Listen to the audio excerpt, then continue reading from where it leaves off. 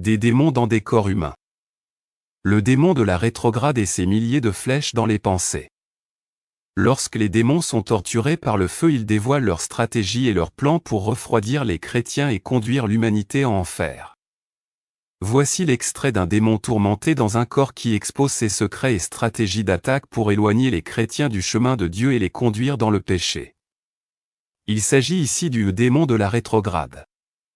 Les degrés de la révélation visent le but principal de réduire au maximum le nombre d'âmes qui descendent en enfer et augmenter quantitativement le nombre de ceux qui entrent au ciel, et pour ce fait nous mettons continuellement à disposition des enseignements, des messages et des révélations afin d'accomplir ce but, et nous nous assurons également du suivi de toute personne désirant connaître la vérité. Début. Serviteur, ce garçon est resté combien de temps dans le service du Seigneur? Démon, 2 ans. Serviteur, quel genre de serviteur était-il?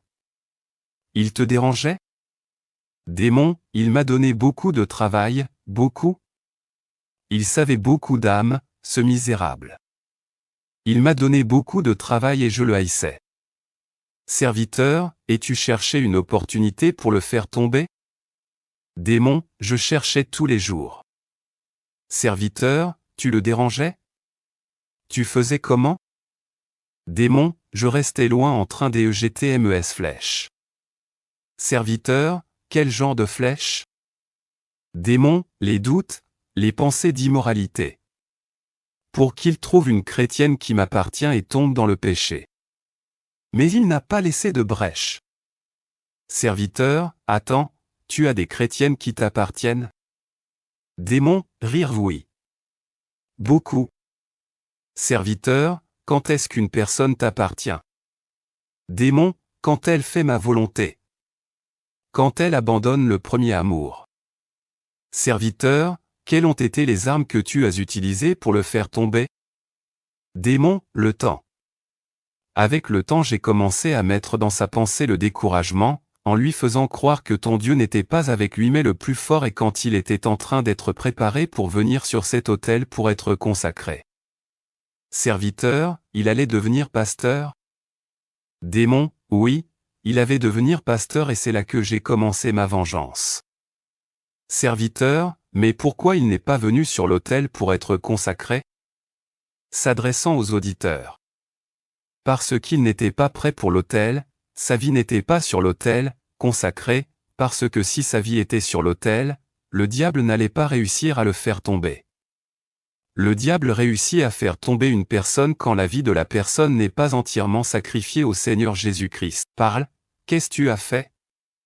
Quelle a été brèche? Démon, ce misérable était trop pieux et si se consacrait beaucoup tel qu'il n'y avait pas de brèche, mais j'ai laissé le temps et il a commencé à arrêter de prier, à arrêter de lire la Bible et principalement d'avoir le fardeau, l'amour, pour les âmes. Serviteur, et quand tu as vu qu'il s'est éloigné en arrêtant de chercher Dieu, tu t'es rapproché de lui? Démon, je me suis rapproché. Serviteur, qu'est-ce que tu lui as offert? Démon, je lui ai offert l'immoralité. À l'intérieur de l'église, le pasteur avait confiance en lui et lui, innocent, bête, en changeant de chaîne de télévision, il est tombé sur un film qui m'appartenait. Serviteur, il a regardé de la pornographie? Démon, rire oui, et c'est là qu'il est tombé. Il ne s'est plus senti digne et se sentait très mal en lui-même et il a confessé au pasteur, mais il ne s'est pas arrêté là, il est resté assis et on continuait à l'appeler serviteur, ce qui le blessait profondément et moi je mettais les remords dans son cœur. Je l'ai enlevé du service et en quelques mois il est retourné dans le monde avec moi. Serviteur, qu'est-ce qu'il faisait? Démon, il allait dans les boîtes de nuit dans l'impudicité. Il a commencé à faire des choses que même avant il ne faisait pas et je l'ai utilisé pour détruire beaucoup de mariages et beaucoup de familles. Serviteur, tu as déjà essayé de lui ôter la vie? Démon, oui, beaucoup de fois. Il a déjà essayé de monter sur pont pour se jeter et je mettais mes pensées dans son cœur en lui disant jette-toi, tu ne vas pas mourir, mais ces maudits anges venaient toujours changer mes pensées il se rappelait que si il se suicidait il allait avoir une fin encore pire, alors il abandonnait. J'ai déjà essayé de le tuer de toutes les formes possibles mais ton Dieu ne me laissait pas parce qu'il est une âme précieuse. Synthèse. Chers frères et sœurs en Christ, vous qui venez de lire cet article extrait, que la grâce et la miséricorde qui résident en Jésus-Christ de Nazareth soient votre partage maintenant et à jamais. Amen.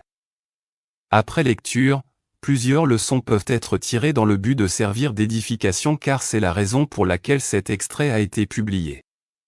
Premièrement, nous devons comprendre que chaque homme sur la terre a au moins un démon chargé de le conduire en enfer et chaque personne qui sert le Seigneur Jésus-Christ a toute l'attention du diable qui envoie ses légions pour le faire rétrograder en l'éloignant du Seigneur Jésus-Christ pour ensuite le pousser dans le péché et finir par le tuer. Beaucoup en sont tombés ainsi. Le diable attaque particulièrement ceux qui sont beaucoup zélés pour l'œuvre du Seigneur et essaie par tous les moyens de les éloigner le plus possible de l'ouvrage du Christ par diverses méthodes et astuces. C'est en ça que constitue premièrement sa stratégie. Es-tu en train de servir le Seigneur comme tu le faisais avant ou as-tu rétrogradé à cause des situations? Ton zèle a-t-il augmenté ou a-t-il diminué? Deuxièmement, le diable attaque les croyants par les pensées et nous devons savoir que nos pensées sont la cible du diable à chaque instant car c'est une zone très vulnérable et sensible pour faire incliner l'esprit de l'homme dans le péché.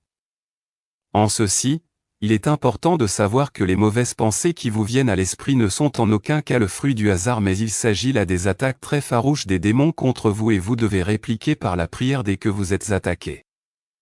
Les démons sont très patients et savent observer et tirer conclusion et essayeront toujours d'attaquer nos pensées autant qu'ils le peuvent, c'est pourquoi il est écrit. Philippiens 4:8. Au reste, frères, que tout ce qui est vrai, tout ce qui est honorable, tout ce qui est juste, tout ce qui est pur, tout ce qui est aimable, tout ce qui mérite l'approbation, ce qui est vertueux et digne de louange, soit l'objet de vos pensées. Troisièmement, les démons profitent des situations et des besoins que nous éprouvons pour nous éloigner de Dieu en mettant de mauvaises pensées comme quoi Dieu n'est pas avec nous ou encore si Dieu est si bon pourquoi te laisse-t-il souffrir? Ou encore s'il t'aime réellement pourquoi il n'exauce pas tes prières etc. Bien-aimé, le diable profite des situations désagréables et autres besoins que nous avons pour nous faire blasphémer contre Dieu en pensée et même par nos bouches mais je vous assure que le diable Satan a très peur du Seigneur Jésus-Christ car il connaît sa puissance, sa justice et aussi sa sainteté.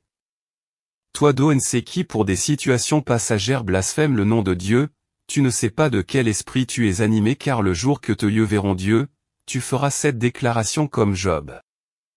Job 40 versets 1 à 9. L'Éternel, s'adressant à Job, dit : Celui qui dispute contre le Tout-Puissant est-il convaincu? Celui qui conteste avec Dieu a-t-il une réplique à faire? Job répondit à l'Éternel et dit : Voici, je suis trop peu de choses, que te répliquerai-je? Je mets la main sur ma bouche. J'ai parlé une fois, je ne répondrai plus, 2 fois, je n'ajouterai rien. L'Éternel répondit à Job du milieu de la tempête et dit : Saint-Terrain comme un vaillant homme, je t'interrogerai, et tu m'instruiras. Anéantiras-tu jusqu'à ma justice? Me condamneras-tu pour te donner droit? As-tu un bras comme celui de Dieu, une voix tonnante comme la sienne?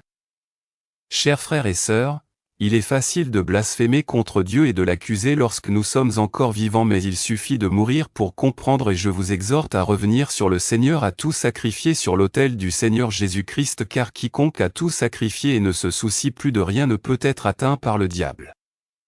À quelle épreuve sont soumis les hommes et auxquels le Seigneur lui-même n'a pas été soumis? Matthieu 4 versets 3 à 7. Le tentateur, s'étant approché, lui dit : Si tu es fils de Dieu, ordonne que ces pierres deviennent des pains.